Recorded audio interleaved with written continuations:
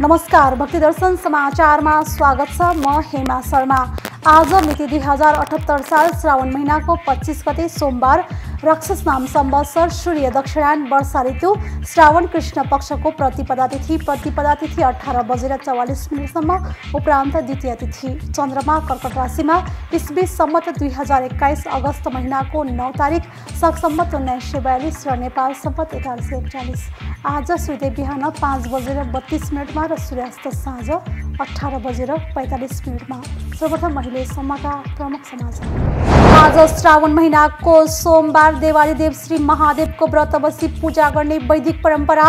श्रावणको सोमबार विशेष गरी भगवान शिवको व्रत बसी अनुष्ठान गर्ने चलन। शिवको कृपाले सुखद दाम्पत्य जीवनका साथै आफूले चिताएको वरवधु प्राप्त हुने, चिताएको मनोकामना पूरा हुने धार्मिक विश्वास। आजबाट नेवार सम्प्रदायको 1 महिने गुला पर्व सुरु।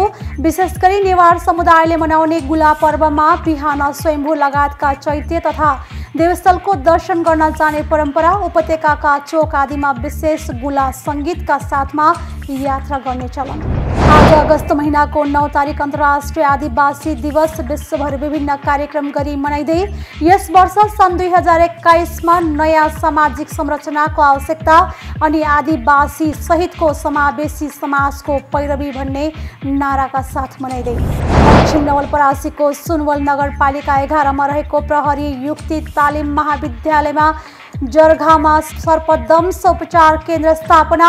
उपचार केन्द्र सञ्चालन भएसँगै चितवन, पूर्वी नवलपरासी, पश्चिम नवलपरासी र रूपन्देही गरी 4 जिल्लाका सर्पदंशका बिरामीहरूको निःशुल्क उपचार गरिँदै सर्पले टोकेर लामो दूरीका अस्पतालमा जानुपर्ने बाध्यता र समय अभावका कारण बिरामीको मृत्यु हुने जोखिमको न्यूनीकरण हुँदै विश्वकै दोस्रो लामो दाबी गरिएको पर्वतमा निर्माणाधीन जिप लाइन आगामी दशकसम्म सञ्चालनमा ल्याउने गरी तयारी तीव्र।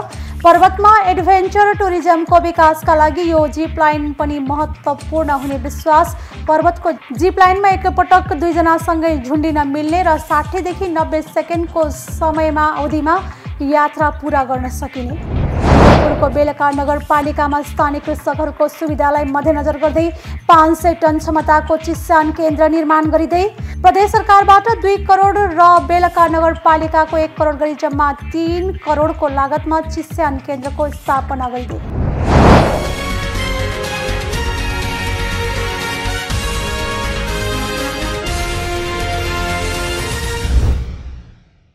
अब समाचार विस्तारमा। आज श्रावण महीनाको सोमबार देवादिदेव श्री महादेवको व्रत बसी पूजा गर्ने वैदिक परम्परा छ। श्रावणको सोमबार विशेष गरी महिलाहरू भगवान शिवको व्रत बसी हरियो वस्त्र, हरियो चुरा र हातमा मेहदी लगाएर श्रावण महीनाको स्वागत र सम्मान गर्दै प्रकृतिमय बन्ने गर्दछन्। श्रावण महिनाभरि सक्नेले व्रत अनुष्ठान गर्छन् भने नसक्नेले यस महिनाभर शाकाहारी भएर शुद्ध सात्विक खाद्य पदार्थ मात्रै ग्रहण गर्ने गर्दछन्। श्रावण महिनामा धार्मिक, प्राकृतिक एवं सांस्कृतिक दृष्टिकोणले अत्यन्तै महत्त्वपूर्ण मानिन्छ। श्रावणको सोमबार व्रत बसी शिवजीको पूजा गरे सुखद दाम्पत्य जीवनका साथै आफूले चिताएको वर वधु प्राप्त हुने, अन्य मनोकामनाहरू पूरा हुने धार्मिक विश्वास रहिआएको छ। अन्य समयमा नसके पनि श्रावण महिनाको सोमबार व्रत बसी शिवलाई शुद्ध जल चढाएर खुसी बनाउन सकिन्छ भन्ने शास्त्रीय मान्यता छ। श्रावण महिनामा अधिक वर्षा भएर प्रकृतिले नै जलार्पण गर्दा शिवको विषदग्ध तापयुक्त शरीरमा शीतलता प्रदान गर्ने भएकोले श्रावण महिना शिवजीको प्रिय महिना मानिन्छ। श्रावण महिनाभरि भगवान शिवको पूजा उपासना, रुद्राभिषेक तथा अन्य अनुष्ठान गर्ने, शिवपुराण वाचन तथा श्रवण गर्ने परम्परा छ। आजबाट नेवार सम्प्रदायको गुला पर्व सुरु भएको छ। नेपाल सम्मत अनुसार गुला एक महत्त्वपूर्ण महिना हो। स्थानीय नेवार वा नेपाल भाषा गुको अर्थ 9 र लाको अर्थ महिना भन्ने हुन्छ, अर्थात् 9 महिना भन्ने बुझिन्छ। विक्रम सम्मत अनुसार श्रावण शुक्ल पक्ष प्रतिपदादेखि भाद्र शुक्ल पक्ष प्रतिपदासम्म 1 महिनाको अवधि नै गुला हो। यस गुला महिनामा गुला पर्व नेवा समुदायमा विशेष रूपमा अनि काठमाडौँ उपत्यका लगायत अन्य केही नेवार समुदायको बाहुल्यता भएको ठाउँमा मनाइन्छ। नेवार समुदायका बौद्ध मार्गी परिवारमा यो पर्वको उल्लास अझ बढिरहने गरेको छ। भगवान बुद्ध अनि उहाँका अनुयायीहरू दिव्य प्रवचन अनि ज्ञानको प्रचारमा जाँदा बर्खाका समयमा यात्रा नगरी एकै ठाउँमा बस्ने भएकोले यसो पर्वलाई बर्खा अनि ज्ञानको एउटा सङ्गम पनि मानिने गरिन्छ। विशेष गरी नेवार समुदायले मनाउने गुला पर्वमा बिहान स्वयम्भू भगवानको दर्शन गर्न जाने परम्परा रहिआएको छ। आज काठमाडौँ उपत्यकाका चोक चौराहाहरूमा विशेष गुला सङ्गीतको श्रवण गर्न सकिन्छ। त्यस्तै गुम्बा मन्दिर आध्यात्मिक स्थलमा भक्तजनको आवागमन धेरै रहन्छ। वैद्य सो वनेगु नेवार संस्कृतिको अनन्य पाटो हो, जहाँ अघि बाजा अनि सङ्गीत पछि भक्तजनहरू हुने गर्दछन्। काठमाडौँ उपत्यकामा थाएगु आजको विशेष क्रियाकलापमा पर्छ। आज कालो माटोलाई प्रयोग गरेर कालो काँचो माटोले ससाना स्तूप बनाउने चलन पनि रहेको छ। गुला पर्वलाई चन्द्रमानका विभिन्न तिथिमा विभिन्न प्रकारले मनाउने गरिन्छ। आज अगस्त महिनाको 9 तारिक अन्तर्राष्ट्रिय आदिवासी दिवस विश्वभर विभिन्न कार्यक्रम गरी मनाइँदैछ। यस वर्ष सन् 2021मा भने नयाँ सामाजिक संरचनाको आवश्यकता अनि आदिवासी सहितको समावेशी समाजको पैरवी भन्ने नाराका साथ विश्वभर विभिन्न चेतनामूलक कार्यक्रम गरी मनाइँदैछ। आदि भनेको आदिम समयदेखि भन्ने बुझाउँदछ। यसर्थ कुनै पनि ठाउँमा आदिम समयदेखि बसोबास गरिरहेका र त्यस भूमिको माटोलाई खनी खोस्री आफ्नो पुस्ता धानिरहेका कला कौशल र हस्तकला लगायत थुप्रै मौलिक पहिचान भएका समुदायलाई आदिवासी भनिन्छ। आदिवासी र तिनको संस्कृति संरक्षण निम्ति 23 डिसेम्बर 1994 को संयुक्त राष्ट्रसङ्घको साधारण सभाले 9 अगस्तलाई अन्तर्राष्ट्रिय आदिवासी दिवसका रूपमा मनाउने अवधारणा अगाडि बढाएको हो। संयुक्त राष्ट्रसङ्घले यसअघि नै सन् 1994 देखि 2004 सम्म आदिवासी दशक समेत कर्म र मर्यादाका लागि दशक भन्ने नाराका साथ आह्वान गरेको थियो। यो दिवस पहिचान गर्न सृजित संयुक्त राष्ट्रसङ्घको लोगो बांग्लादेशका कलाकार रेवन देवानले तयार पारेका हुन्। यो लोगोमा हरियो पातका दुईवटा कान जस्तो आकृतिले पृथ्वीलाई दुईपट्टिबाट घेरेको देखिन्छ। आफ्नो पहिचान र थलोका लागि पुस्तौंदेखि एकै ठाउँमा खनी खोज्ने प्रकृतिसँग पौठेजोरी खेल्दै आएका आदिवासी समुदाय विश्वका लागि प्राचीन सम्पत्ति हुन्। उनीहरूको पहिचान कायम राख्दै विकासको मूलधारमा ल्याउनु विश्व समुदायको प्रमुख चुनौती भएको छ। बहुजाति बहुधर्म र बहुसंस्कृति भएको हाम्रो देश नेपालका अधिकांश भूभागमा आदिवासी समुदायहरूको बसोबास छ। बदलिदो परिवेशसँगै आदिवासी समुदायमा प्रभावित भएको छ। तीव्र रूपमा उनीहरूले आफ्नो पहिचान रीति अनि मौलिकतालाई जीवित राख्ने भरमग्दुर कोसिस गरिरहेका छन्। अर्कातिर त्यही मौलिकता नयाँ पुस्ताले भुल्दै गएको छ। पुराना संस्कृतिहरूलाई निरन्तरता दिन नसकेको र आफ्नो मौलिक थर समेत परिवर्तन गरेर पहिचान हराउँदै गएको अवस्था छ। विश्वका 90 देशमा बसोबास गर्ने आदिवासीको कुल जनसङ्ख्या झण्डै 37 करोड अर्थात् 5% रहेको अनुमान छ। तर संसारका सबैभन्दा गरिब जनसङ्ख्यामा तिनको हिस्सा 15% छ। पृथ्वीमा बोलिने कुल 7000 भाषामध्ये आदिवासीले नै धेरै भाषा बोल्दछन्। तिनले 5000 विभिन्न सभ्यताको पनि प्रतिबिम्बित गर्छन्। आदिवासी जनता विशिष्ट संस्कृति अभ्यास गर्छन् र त्यसलाई एउटा पुस्ताबाट अर्को पुस्तामा हस्तान्तरण गर्छन्। तिनको संस्कृतिले मानिस र वातावरणलाई जोड्ने बलियो भूमिका पनि खेल्दछ। अलग अलग आदिवासी बीच उल्लेख्य सांस्कृतिक भिन्नता देखिन्छ, तर त्यसको बावजुद विश्वभरिका आदिवासी जनता बीच अभ्यासमा रहेका संस्कृतिको पहिचान र संरक्षण गर्नु साझा समस्या रहँदै आएको छ। आदिवासीले वर्षौंदेखि तिनको पहिचान जीवनशैली र ती बसोबास गर्दै आएको परम्परागत जमिन भूगोल र प्राकृतिक स्रोतमाथिको दाबीलाई अरू मानिसले पनि स्वीकारुन् भन्ने चाहेका छन्। तर इतिहास हेर्ने हो भने तिनको अधिकार सधैँ हनन भएका छन्। आज आदिवासी सम्भवतः विश्वका सबैभन्दा सुविधाहीन र जोखिमपूर्ण समुदाय हुन्। अहिले आएर विश्व समुदायले तिनको अधिकार विशिष्ट संस्कृति र जीवनशैलीलाई संरक्षण गर्न विशेष कदम चाल्नुपर्ने आवश्यकता महसुस गरेका छन्। यो महसुसको आवश्यकता बारे जनचेतना वृद्धिका लागि अगस्त 9 मा प्रत्येक वर्ष विश्व आदिवासी जनताको अन्तर्राष्ट्रिय दिवस मनाइन्छ। यो दिवस सन् 1982 मा जेनेभामा बसेको संयुक्त राष्ट्रसङ्घको आदिवासी कार्यकारी समूहको बैठकले छनौट गरेको थियो। सन् 2019 को विषय आदिवासीका भाषा सन् 2019लाई अन्तर्राष्ट्रिय आदिवासी भाषा वर्षको रूपमा मनाउने पूर्ण घोषणालाई ख्याल गरेर यो वर्षको आदिवासी दिवसको नारा आदिवासी जनताको भाषाहरूमा केन्द्रित गरिएको छ। खतरामा रहेका बहुसंख्य भाषा आदिवासी जनताले बोल्छन्। एक अनुमान अनुसार प्रत्येक 2 हप्तामा एउटा आदिवासी भाषा लोप हुन्छ। भाषा लोप हुँदा त्यससँग जोडिएको आदिवासी संस्कृति र ज्ञान प्रणाली जोखिममा पर्छ। यही कारणले यो अन्तर्राष्ट्रिय दिवसको लक्ष्य आदिवासी भाषाको डरलाग्दो रूपमा भइरहेको विनाशप्रति ध्यानाकर्षण गराउनु हो। यही कारणले यो अन्तर्राष्ट्रिय दिवसको लक्ष्य आदिवासी भाषाको डरलाग्दो रूपमा भइरहेको विनाशप्रति ध्यानाकर्षण गराउनु हो। साथमा यसको संरक्षण, पुनः ताजगी र राष्ट्रिय र अन्तर्राष्ट्रिय तहमा यस्ता भाषाको प्रवर्धनप्रति ध्यान तान्नु पनि यसको अर्को उद्देश्य देखिन्छ। आदिवासीले वर्षौंदेखि तिनको पहिचान, जीवनशैली र ती बसोबास गर्दै आएको परम्परागत जमिन, भूगोल र प्राकृतिक स्रोतमाथिको दाबीलाई अरू मानिसले पनि स्वीकारून् भन्ने चाहेका छन्। आदिवासी भाषाभाषीको अन्तर्राष्ट्रिय दिवस भाषाले सबै मानिसको दैनिक जीवनमा अत्यन्त महत्त्वपूर्ण भूमिका निभाउँछ।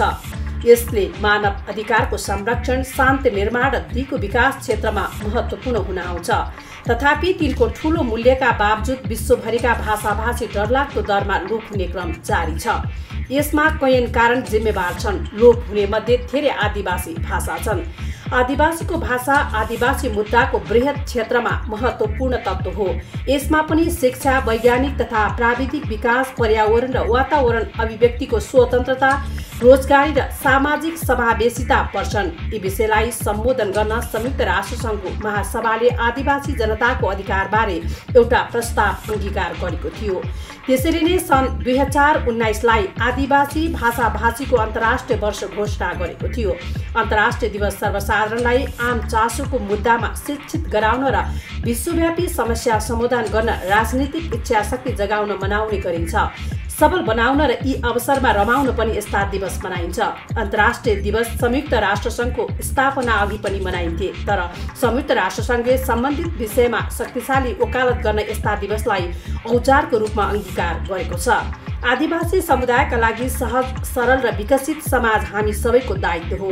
आउँदो पुस्तालाई समाजको यथार्थ चित्र र विकासको उद्गम बिन्दुको प्रतिबिम्ब देखाउन जरुरी छ।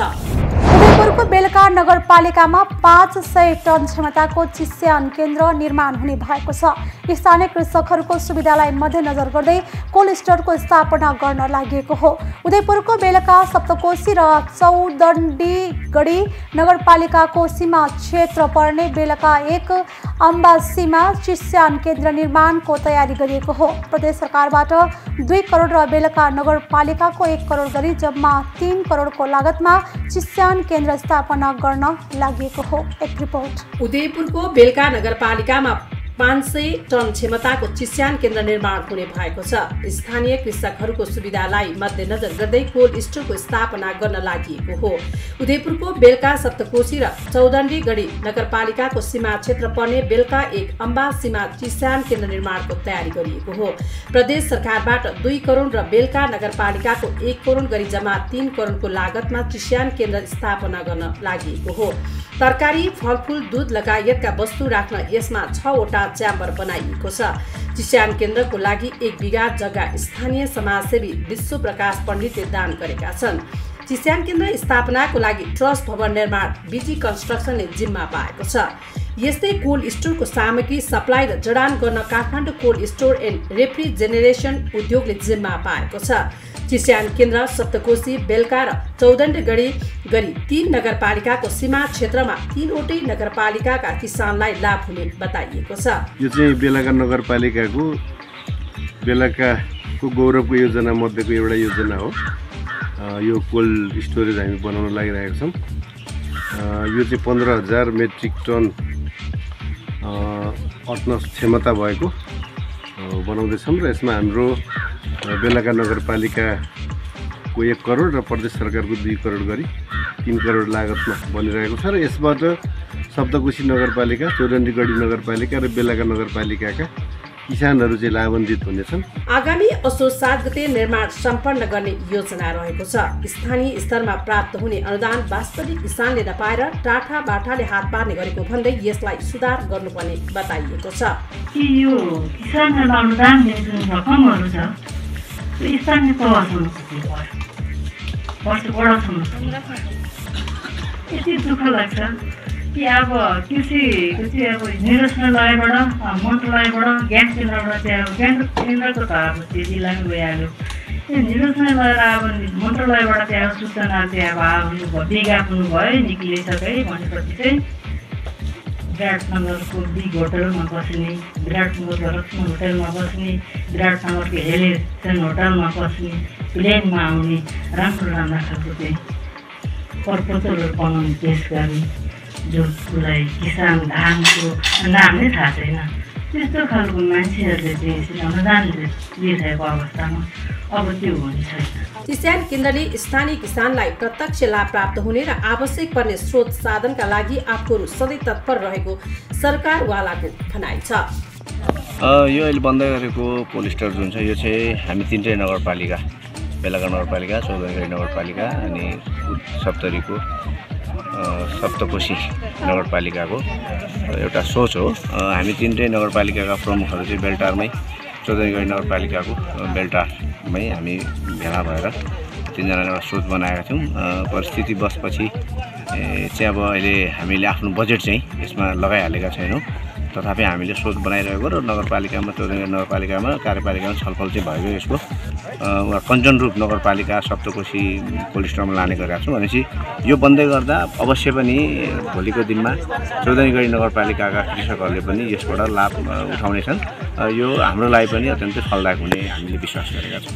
किसानले उत्पादन गरेको मौसमी तथा बेमौसमी तरकारी तथा फलफुल नष्ट नहुने र उत्पादन गर्न तथा उपभोग गर्न आम सर्वसाधारणलाई सहज हुने बताइएको छ। भक्तिदर्शन टेलिभिजन एसटीका लागि उदयपुर सहकर्मी सुमन खतिवड़ाको रिपोर्ट। पश्चिम नवलपरासीको सुनवल नगरपालिका 11 मा रहेको प्रहरी युक्ति तालिम महाविद्यालय जर्घामा सर्पदंश उपचार केन्द्र स्थापना भएको छ। सर्पदंश उपचार केन्द्र स्थापना भएपछि सर्पदंशका बिरामीलाई उपचारमा सहज हुने भएको छ। विगत 2 वर्ष अगाडि पश्चिम नवलपरासीमा सुनवल नगरपालिकाको 20 लाख रुपैयाँ आर्थिक सहयोग र प्रहरी युक्ति तालिम महाविद्यालयको प्राविधिक सहयोगमा 1 जना MBBS डाक्टर र 3 जना स्वास्थ्य कर्मी सहित 5 शय्याको सर्पदंश उपचार केन्द्र स्थापना गरिएको थियो। उपचार केन्द्र सञ्चालन भएसँगै चितवन, पूर्वी नवलपरासी, पश्चिम नवलपरासी र रूपन्देही गरी 4 जिल्लाका सर्पदंशका बिरामीहरूको निःशुल्क उपचार भइरहेको छ। बिरामीहरूले उपचार पाउनुका साथै सर्पले टोकेर लामो दूरीका अस्पतालमा जानुपर्ने बाध्यता र समय अभावका कारण बिरामीको मृत्यु नै हुने जोखिम समेत घटेको छ। साँपले टोक्दाखेरि धेरै टाढा टाढा जान्थ्यौँ, धेरै खर्च लगाएर जान्थ्यौँ। अहिले हाम्रो यहाँ यस जग्गामा आर्मी क्याम्पमा साँपले टोकेको औषधि पाउँदाखेरि हामीलाई धेरै सजिलो भएको छ। पनि अब यहाँ चाहिँ जेहोस् राम्रो रहेछ उपचार। यहाँ प्रहरी तालिम केन्द्रमा चाहिँ जेहोस् राम्रो उपचार पाएँ मैले। मन्दिरबाट आएको, मलाई हिजो साँझ करेक्ट सर्प टोकेको हुनाले म यो अस्पतालमा आएकी हुँ। सो सर्पदंश उपचार केन्द्रमा गएको आर्थिक वर्षमा मात्रै 110 जना सर्पदंश बिरामीको सफल उपचार भएको र जटिल प्रकृतिका सर्पदंशका बिरामी र स्थानीय क्षेत्रका सुत्केरी, बेथा लागेका महिला तथा अन्य बिरामीहरूलाई समेत प्रहरी तालिम केन्द्रकै आधुनिक एम्बुलेन्समा राखेर सुविधा सम्पन्न अस्पतालमा लैजाने गरेको प्रहरी युक्ति तालिम महाविद्यालयका प्राचार्य प्रहरी वरिष्ठ परीक्षक कुबेर कठायतले बताउनु भएको छ। गत आर्थिक वर्षको हिसाबले चाहिँ 110 जना सर्पदंशको सर्पले टोकेका चाहिँ बिरामीहरूलाई चाहिँ अब हामी यहाँ सकेसम्म हामीले चाहिँ यहीँ गर्छौँ। कतिपय धेरै चाहिँ त्योभन्दा पनि बढी अलिकति अझै उस्तो उपचार दिनुपर्ने भयो भने हामीसँग आधुनिक एम्बुलेन्स छ। त्यो मार्फत हामीले अलिकति सम्पन्न अस्पतालहरूमा चाहिँ पुर्याउने पनि गरेका छौँ। सर्पदंश उपचार केन्द्रले स्थानीय तथा छिमेकी जिल्लाका बिरामीहरूलाई उपचारमा सुविधा भएको र अब भने नगरपालिकाको पहलमा सो उपचार केन्द्रमा ICU सेवा सहितको नियमित सेवा विस्तार गर्नुपर्ने आवश्यकता रहेको जनप्रतिनिधिको भनाइ छ। यहाँका लागि प्राथमिक रूपमा राम्रो सुविधा पुर्याएको छ। यहाँ धेरै पहिलेदेखि सर्पदंशको अति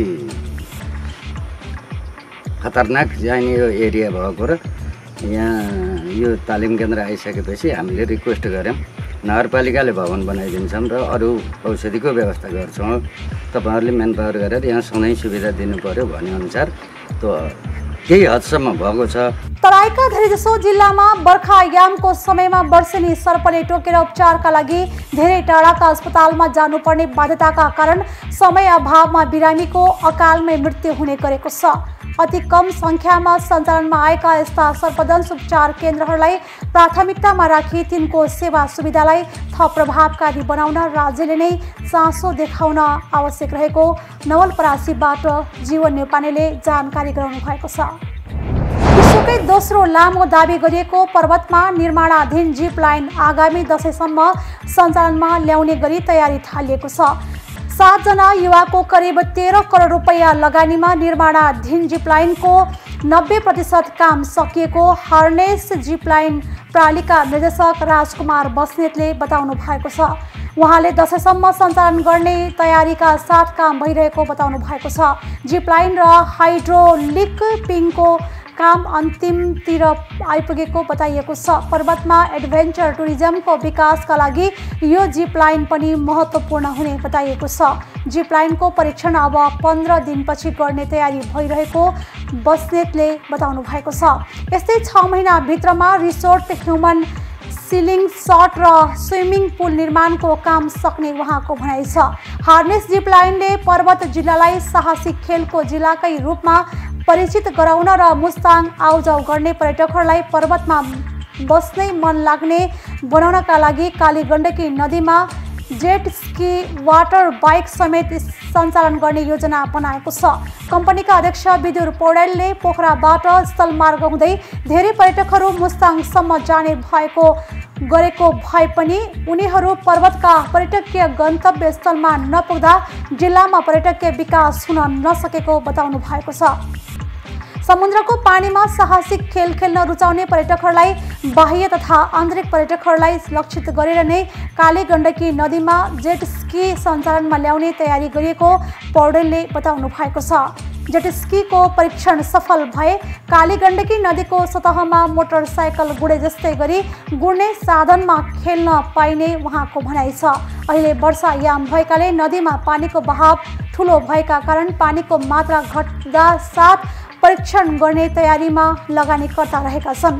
सदरमुकाम समेत रहेको कुस्मा नगरपालिका 5 चाक्लेको डिलबाट कालीगण्डकी नदीको किनारमा रहेको साउने बगरसम्म 1400 मिटरको दूरीमा जिप लाइन बनाउन थालिएको हो।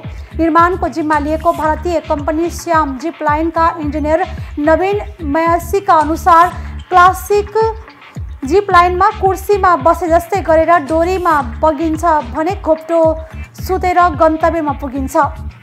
पर्वतको जिप लाइनमा एकै पटकमा 2 जना सँगै झुन्डिन मिल्छ भने 60 देखि 90 सेकेन्डको समयावधि भित्रमा यात्रा पूरा हुन्छ। जिप लाइनमा प्रयोग हुने डोरीले एक पटकमा 2000 किलो तौल धान्न सक्ने बताइएको छ।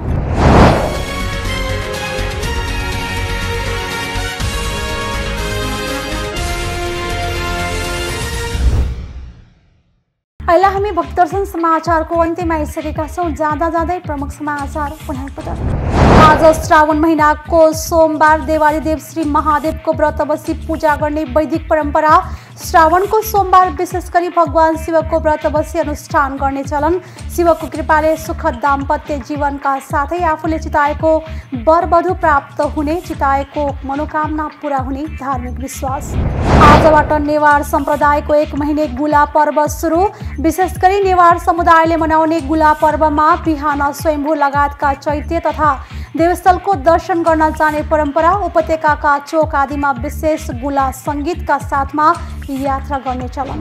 आज अगस्त महिनाको 9 तारिक अन्तर्राष्ट्रिय आदिवासी दिवस विश्वभर विभिन्न कार्यक्रम गरी मनाइँदै यस वर्ष सन् 2021मा नयाँ सामाजिक संरचनाको आवश्यकता अनि आदिवासी सहितको समावेशी समाजको पैरवी भन्ने नाराका साथ मनाइँदै दक्षिण नवलपरासीको सुनवल नगरपालिका 11 मा रहेको प्रहरी युक्ति तालिम महाविद्यालयमा जरघामा सर्पदंश उपचार केन्द्र स्थापना। उपचार केन्द्र सञ्चालन भएसँगै चितवन पूर्वी नवलपरासी, पश्चिम नवलपरासी र रूपन्देही गरी 4 जिल्लाका सर्पदंशका बिरामीहरूको निःशुल्क उपचार गरिँदै सर्पले टोकेर लामो दूरीका अस्पतालमा जानुपर्ने बाध्यता र समय अभावका कारण बिरामीको मृत्यु हुने जोखिमको न्यूनीकरण हुँदै विश्वकै दोस्रो लामो दाबी गरिएको पर्वतमा निर्माणाधीन जिप लाइन आगामी दशैँसम्म सञ्चालनमा ल्याउने गरी तयारी तीव्र। पर्वतमा एडभेन्चर टुरिज्मको विकासका लागि यो जिप लाइन पनि महत्त्वपूर्ण हुने विश्वास। पर्वतको जिप लाइनमा एकपटक 2 जनासँगै झुन्डिन मिल्ने र 60 देखि 90 सेकेन्डको समयमा अवधिमा यात्रा पूरा गर्न सकिने।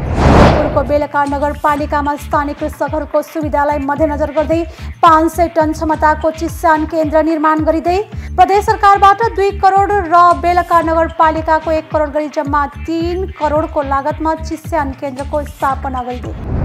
भक्तदर्शन समाचार यति नै। सामाजिक सञ्जाल मार्फत हामीसँग जोडिनका लागि फेसबुक तथा ट्विटरमा लाइक तथा फलो गर्न सक्नुहुनेछ भने युट्युब मार्फत पनि हामीलाई प्रत्यक्ष हेर्न सक्नुहुनेछ। त्यस्तै कुनै सल्लाह सुझाव तथा प्रतिक्रिया भएमा भक्तिदर्शन@emountaintv.com मा हामीलाई पत्राचार गर्न सक्नुहुनेछ। धर्म, संस्कृति र संस्कारको संवाहक भक्तिदर्शन टेलिभिजन HD हेर्दै रहनुहोला। नमस्कार।